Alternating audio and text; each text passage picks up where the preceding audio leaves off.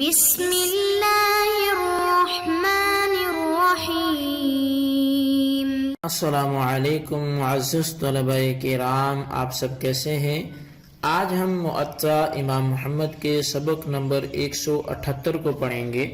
آج کے ہمارے سبق کا عنوان ہے مزدلفہ کی رات میں وقوف عرفہ کرنے کا بیان۔ آج کے سبق میں ہم دو مختلف ابواب کو پڑھیں گے۔ ایک تو یہی باب ہے، باب من ادرک عرفۃ لیلۃ المزدلفۃ، کہ یہ اس شخص کے حوالے سے باب ہے کہ جس نے مزدلفہ کی رات یعنی 10 ذی الحجہ کی رات میں عرفہ کا وقوف جو ہے وہ کیا، تو اس کے حوالے سے یہ باب ہوگا۔ اور دوسرے نمبر پر یہی باب جو ہے، دوسرا جو آج کے ہمارے سبق میں باب آئے گا، وہ باب من غربت لہ الشمس فی النفر الاول وہو بمنا، کہ جس شخص کے لیے سورج غروب ہو گیا، کب؟ منا میں 12 ذی الحجہ کے سورج غروب ہو گیا، تو اب یہ منا میں تھا، تو اس کے لیے کیا حکم ہوگا؟ تو ایک ایک روایت ہم اس کو پڑھتے ہیں اور احناف کا مذہب جو ہے وہ بھی سمجھنے کی کوشش کرتے ہیں۔ تو امام محمد رحمۃ اللہ علیہ آپ لکھتے ہیں کہ اخبرنا مالک اخبرنا نافع ان عبد اللہ ابن عمر كان يقول من وقف بعرفة ليلة المزدلفة قبل ان يطلع الفجر فقد ادرك الحج۔ قال محمد وبهذا نأخذ وهو قول ابی حنیفہ رحمۃ اللہ علیہ والعامہ۔ اب یہاں پر امام محمد نے ایک حدیث ذکر فرمائی اور اس کے بعد اپنا مسلک بھی احناف کا بیان کر دیا ہے۔ آپ فرماتے ہیں کہ امام مالک نے ہمیں خبر دی ہے، اور وہ فرماتے ہیں کہ ہمیں حضرت نافع نے عبداللہ بن عمر رضی اللہ عنہما سے یہ بتایا، وہ کہا کرتے تھے کہ جس نے مزدلفہ کی رات طلوع فجر سے قبل وقوف عرفہ کر لیا، اس نے حج پا لیا۔ امام محمد رحمۃ اللہ علیہ فرماتے ہیں کہ ہمارا بھی یہی عمل ہے، اور یہی قول امام اعظم امام ابو حنیفہ رحمۃ اللہ علیہ کا بھی ہے۔ اچھا، اب پورے مناسک حج میں دو رکن جو ہیں وہ فرض ہیں، ایک تو وقوف عرفات ہے اور دوسرا طواف زیارت، اور اس پر تمام مجتہدین کرام کا اتفاق بھی ہے کہ جس نے عرفات کا وقوف پا لیا تو اس نے حج کو پا لیا۔ اس کے چھوڑ دینے پر دم دینے سے ہرگز کام نہیں بنتا۔ جیسے نماز میں اگر کوئی فرض چھوٹ جائے، تو اب اگر کوئی بندہ سجدہ سہو کر لے تو سجدہ صاحب اس کو کافی نہیں ہوگا۔ تو ایسے ہی یہ دو ارکان ہیں، ان میں سے کسی ایک کو چھوڑ دیا تو دم دینے سے ہرگز وہ یہ مکمل نہیں ہوگا، ازالہ نہیں ہوگا، اور نہ ہی وقت مقررہ کے بعد ادا کرنے سے یہ ادا ہوتا ہے۔ بخلاف طواف زیارت کے، یعنی ایک طرف تو وقوف عرفہ تھا تو دوسری طرف طواف زیارت ہے کہ اس کا وقت یوم نحر کے طلوع آفتاب کے ساتھ ہی شروع ہو جاتا ہے، اور اس کے آخر کا کوئی متعین وقت نہیں ہے۔ اگر بالفرض کسی نے طواف زیارت اس سال نہ کیا تو اگلے سال یا اس سے اگلے سال جب بھی کرے گا وہ ہو جائے گا۔ تاخیر پر البتہ دم دینا پڑے گا، کیونکہ دم کے بغیر اس کا جو وقت ہے وہ یوم نحر کی صبح سے 12 ذی الحجہ کی شام تک مقرر ہے۔ وقوف عرفات کا وقت کب سے کب تک ہے، اس میں علماء کے اختلاف ہے۔ اس میں عمدۃ القاری میں وہ اختلاف کو کچھ ذکر کیا گیا، تو وہ یہ ہے کہ علماء نے اس بارے میں اختلاف کیا ہے کہ اگر کوئی شخص 9 ذی الحجہ کے غروب آفتاب سے پہلے عرفات سے نکل جائے، یعنی آنے والی رات کی کوئی جز وہاں نہ ٹھہرا، تو امام مالک رضی اللہ عنہ فرماتے ہیں کہ چونکہ وقوف عرفات کا دار و مدار رات کے ساتھ مخصوص ہے اور 9واں دن اس رات کے تابع ہے، لہٰذا اگر رات کی کسی جز میں وقوف پایا گیا تو حج درست ہے، ورنہ حج باطل ہو جائے گا۔ جبکہ امام اعظم امام ابو حنیفہ اور امام شافعی رضی اللہ عنہما آپ نویں کے دن پر اعتماد کرتے ہیں، اور زوال شمس سے رات تک اور رات سے صبح تک کا تمام وقت دن کے تابع ہے۔ اس لیے اگر کسی نے دن میں ایک لمحہ کے لیے وقوف کر لیا تو عند الاحناف اور شوافع اس کا حج ہو گیا۔ اسی طرح یہ حضرات یہ بھی فرماتے ہیں کہ اگر کسی نے رات کی کسی جز میں وقوف کیا حج پھر بھی ہو جائے گا، اور اگر کسی نے زوال شمس کے بعد کسی جز میں وقوف کیا اور رات وقوف سے خالی رہی تو حج ہو جائے گا، لیکن دم دینا پڑے گا۔ لیکن اگر رات کی کسی جز میں وقوف پایا گیا تو دم لازم نہیں آئے گا۔ یہ 3 ائمہ کرام کا آپ نے موقف سمجھا۔ اب امام احمد بن حنبل رضی اللہ عنہ کا مسلک اور مشرب وہ یہ ہے کہ وقوف عرفہ کا وقت 9 ذی الحجہ کی طلوع فجر سے 10ویں کی صبح تک ہے۔ رات اور دن کے اجزاء اس میں برابر ہیں، کوئی کسی کا تابع نہیں ہے۔ ابن قدامہ اور علی رحمۃ اللہ علیہما یہ کہتے ہیں کہ جو شخص 9 تاریخ غروب آفتاب سے قبل عرفات سے نکل گیا، اس پر اکثر اہل علم کے نزدیک دم واجب ہے۔ ان میں سے جو ہے وہ عطا ہیں، امام سوری ہیں، امام شافعی ہیں، اور بھی کئی اصحاب رائے اس میں شامل ہیں۔ اچھا، ابن جریر نے یہ کہا ہے کہ ایسے شخص پر بدنا لازم ہے، اور حسن بن ابی حسن کے نزدیک اس پر اونٹ کی قربانی واجب ہے۔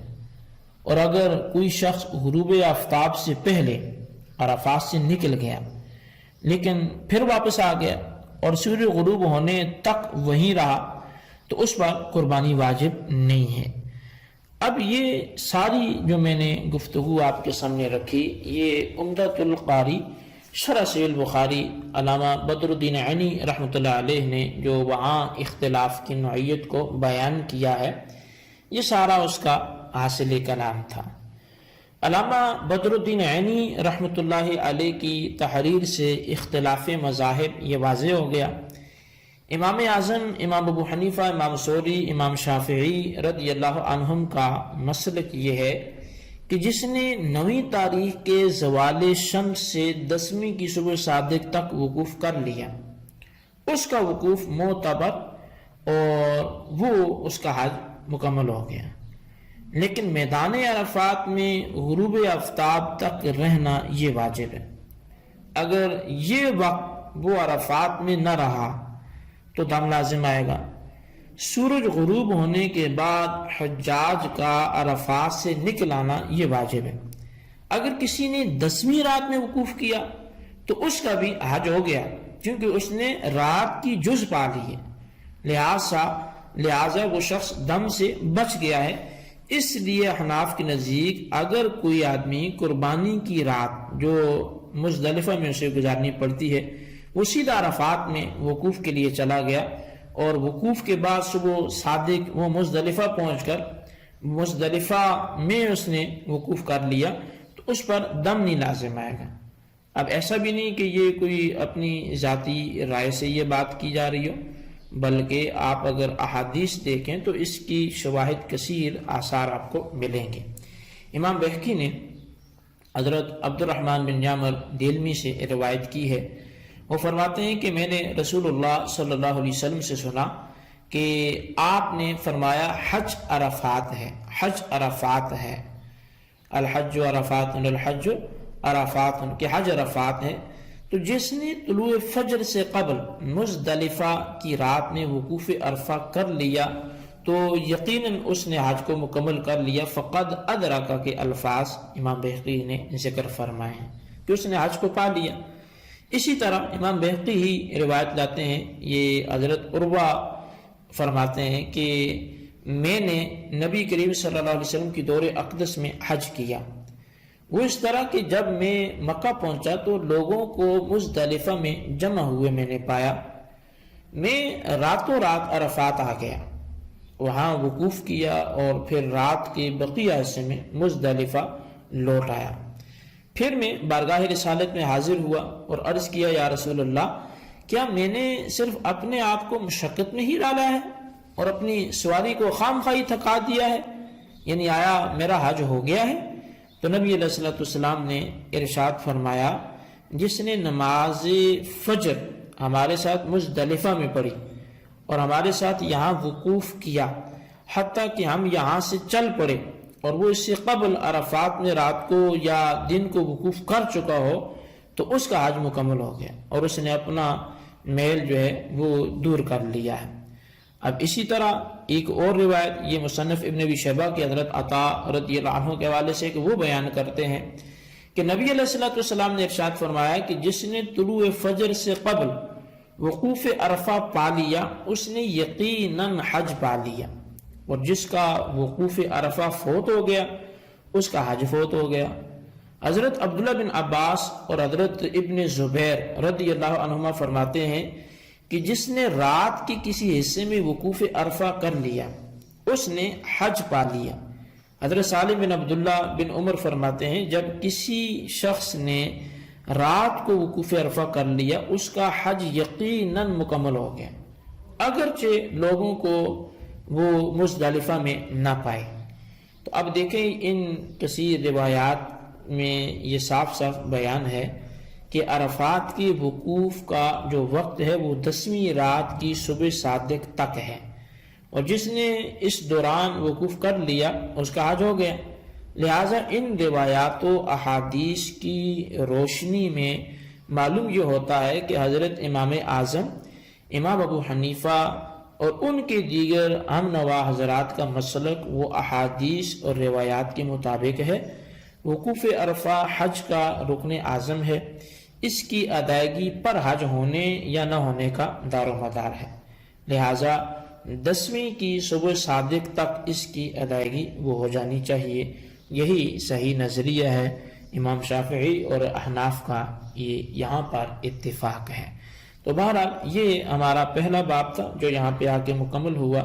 اب مختصر سی گفتگو ہے دوسرے باب کے حوالے سے، کیونکہ ہمارا آج کا جو دوسرا باب ہے وہ باب من غربت له الشمس فی النفر الاول وهو بمنا، کہ مینا میں 12 ذی الحجہ کا شروع غروب ہو جانے کے حوالے سے یہ تفصیل ہے۔ تو امام محمد رحمۃ اللہ علیہ حدیث پاک ذکر فرماتے ہیں کہ اخبرنا مالک اخبرنا نافع عن ابن عمر انه كان يقول من غربت له الشمس من اوسط ایام التشریق وهو بمنا لا ينفرن حتى يرمي الجمار من الغد۔ امام محمد فرماتے ہیں کہ ہمیں امام مالک نے خبر دی ہے، اور وہ فرماتے ہیں کہ ہمیں حضرت نافع نے حضرت عبداللہ بن عمر رضی اللہ عنہما سے یہ خبر دی۔ وہ کہا کرتے تھے کہ جس کو مینا میں 12 ذی الحجہ کا سورج غروب ہو جائے وہ صبح کنکریاں مارنے کے بغیر ہرگز نہ جائے۔ قال محمد وبهذا نأخذ وهو قول ابی حنیفہ رحمۃ اللہ علیہ والعامۃ من فقہائنا۔ امام محمد رحمۃ اللہ علیہ حدیث پاک کو لکھنے کے بعد فرماتے ہیں کہ ہمارا اسی پر عمل ہے احناف کا، اور امام اعظم امام ابو حنیفہ رحمۃ اللہ علیہ اور ہمارے عام فقہائے کرام کا بھی یہی قول ہے۔